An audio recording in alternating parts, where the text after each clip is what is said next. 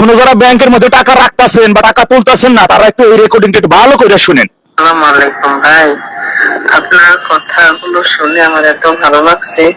আমি একজন ভুক্তভোগী, আমি চাঁদপুর থেকে বলতেছি। আমি ন্যাশনাল ব্যাংকে শেখ হাসিনা পতনের পরে আমি আমার জায়গা বিক্রির টাকা রাখছি এখানে।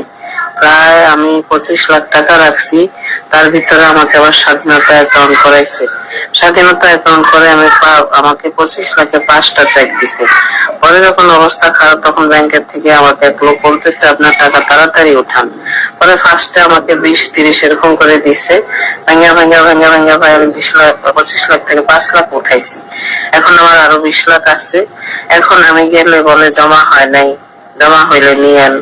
তারপরে কি যেন বলে 1 থেকে 15 তারিখের ভিতরে আইসেন, গেলে ঘন্টার। এটা হলো চাঁদপুরের ন্যাশনাল ব্যাংকের। এই বোনকে আমি চিনি না, তিনি পেজে মেসেজ দিয়েছেন যে আমার কথাগুলো শতভাগ সত্যি।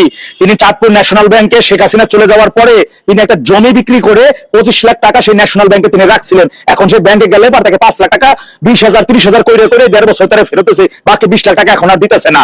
এখন শুনেন, মারা খাবেন কিনা বাস খাবেন তো আমার কিছু যায় আসে না। বন্ধুরা, সচেতন ভাবে এই ভিডিওটি সর্বাত্মক ভাবে ছড়াই দিতে হবে। মিনিমাম 2 মিলিয়ন মানুষের কাছে এই তথ্যটা পৌঁছে দিতে হবে।